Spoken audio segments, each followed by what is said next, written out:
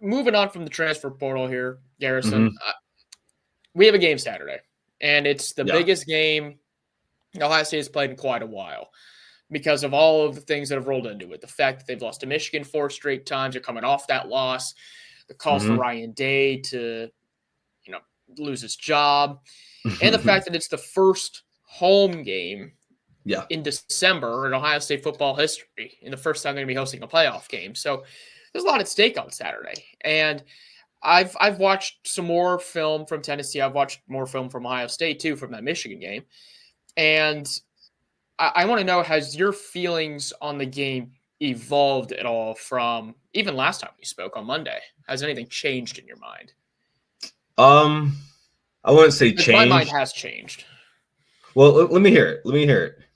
Okay, so you know, rewatching the Michigan game first, as painful as that was, I knew that was Mm-hmm. something that I needed to do just to see again the offensive line play in general, because that Right. to me that's the biggest story on Saturday is the Mm-hmm. offensive line.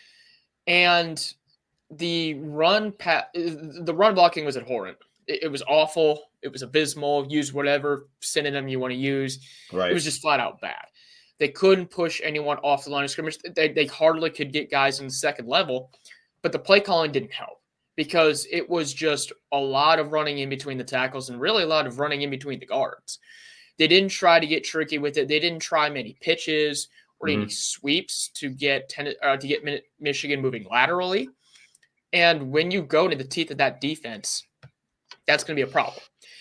And I think what that tells us about what they're going to do for Tennessee is they're going to have to come up with a game plan to get more lateral on these guys, because Tennessee's defensive front is a lot like Michigan's front.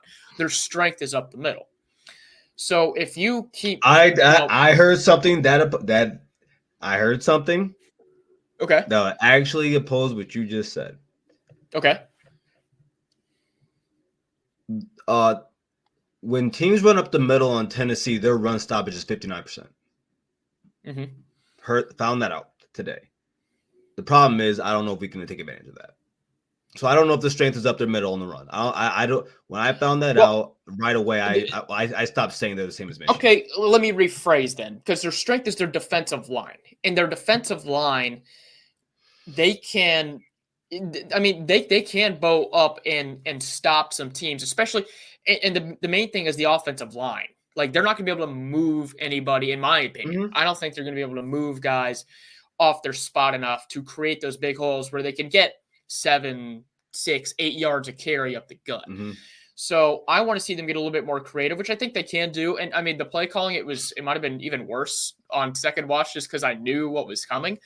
Yeah. It was the most uptight play calling Chip Kelly's ever had. Mm-hmm. I think that's going to be a complete 180 on Saturday. I think they're going to let it Right. fly because there's nothing to lose at this point. I mean, you lose, you go home. So you might as well be as aggressive as you possibly can. And I expect Will Howard to throw the ball more. And I think this might end up turning into a little bit more of an offensive show from Ohio State than I initially thought, re-looking at the film from Mm-hmm. both teams. No, I think there's a really good chance Ohio State can actually go out there and explode on Tennessee. We've only seen their offense really against real competition be explosive once, and that was Oregon. Tennessee, of course, has a better defense than them, but Ohio State's peak is higher than everyone. I think it's the highest peak in college football. I think if Ohio even State with plays that are best, yes, I think I agree with you. I think it's them and Oregon at the top, and yeah. And I mean, even with the O-line problems, I think that Ohio State has so much talent it can overcome that. The problem is will they do it? If there was a blowout in this game, it wouldn't be Tennessee doing it to Ohio State. I'm very confident in saying that.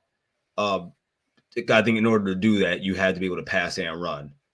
How many passing yards do you think Nico needs? Or what do you think Nico's stat line needs to look like for them to beat Ohio State? For them to win, Mm-hmm. I don't think it actually needs to be all that impressive, just because Ohio State had the same defensive game plan against Tennessee, and against Michigan, and they still didn't come out with a win. Like, they knew all they had to do was stop the running game, and they still got the loss. So okay, but what about I think I Nico. don't like harping on that one game. There's 11 other Sure. games we can. There's 11 other I games we think can look Nico at. needs to have. Okay, let me put it this way: if Ohio State's Mhm. offense plays halfway decent, because they were bad against Michigan, if they play halfway Right. decent, I think Nico's probably going to need at least 220 passing yards to, get the win, because they are going to really focus on the run game. I mean, Yeah. again, it's going to be the exact same game plan as it should have been for Michigan. If you stop the running game, you are going to more than likely win this game. Now, that's not to say Nico can't throw the ball, because he's had some games where they can take deep shots. They can get a big play here and there. And if they get 2 or 3 big plays, all of a sudden those corners are going to start creeping back. Yep. And that's going to open up more stuff over the middle. So I think Nico's probably got to have over 220 yards. What do you think? That's why I'm around about 220. I think his over under is 180. But if he passes for 220 yards, then that means they're probably having a really good day. Because if they're throwing for 220, it's because of 2 reasons. They can't run the ball, and he's hitting some, and they got to throw it a lot, or that offense is booming. And if he has 220, I gotta imagine that run game is around the 200s also, or at least near. Yeah, because that means Dylan Sampson's running wild up the middle, and Ohio State's having to put more resources to stopping him. That's kind of my thought on that. So it just depends, and yeah, I hear this comment from Daniel that a lot of those games, DJ Lagway can move. Florida's quarterback, he's someone who runs more than Will Howard does. Now, we know Howard can run the ball. Like, we've seen that. I mean, against Penn State, he had some nice runs. But we really haven't seen him unleashed as the runner that he was at Kansas State. This might be the game to do that, considering it could be the end of the season. If you're not able to, you really have nothing to lose, might as well try something new. But Lagway's running ability really is kind of what opened up Florida's running holes. Now, don't get me wrong. I still think Ohio State's got 2 of the best backs out there. And Quinshon Judkins is a home run hitter. Like, if he finds a seam, he can be gone. So I still think they can run on Tennessee. I just don't want it to. I just don't want it to be the focal point of what they do on offense, especially if they try it on the first couple drives and it's not working.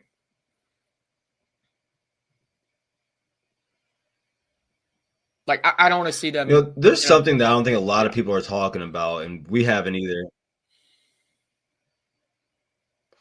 Can you hear me? Yeah, you're getting a little laggy. So, but I'll be right back. Yeah, but and while he fixes his connection here, my biggest concern is Ohio State. They do what they did against Michigan, where they try to run the ball in the first few drives and it's not working, but they try to stick with it because in their mind they have to stay balanced. And if they don't stay balanced, then they don't think they can have as effective of an offense as they need to, which is simply not the case. I mean, Ohio State, I made this analogy earlier, they have Ferraris on the outside. And use those Ferraris correctly, there's nothing another team in the country can do to stop them. And I'm not just talking about Jeremiah Smith. JJ's still their best running. I mean, he's still their best receiver, but Emeka Egbuka is still morally capable. I mean, we've seen him for 3 years, what he can do when he's healthy. Cardinal Tate has come on more as of late. Those 3 guys are going to be the main focal point of the pass game because they don't really use the tight ends a ton. I mean, G's really the one tight end that they use in the pass game now that Will Kacmarik's been out.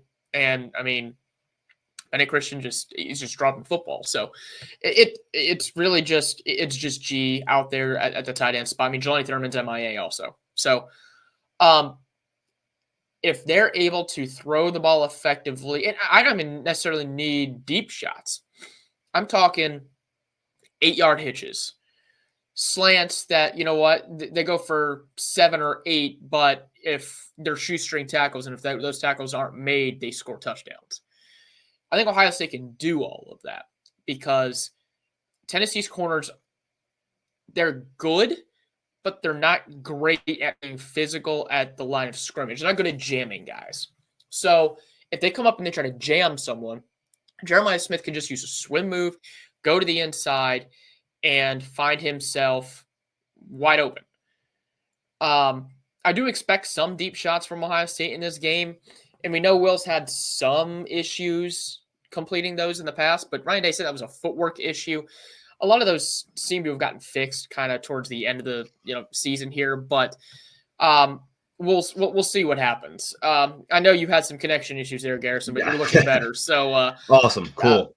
Yeah. So, what were your thoughts on the offense in general, or what you think may have changed in your mind from earlier this week?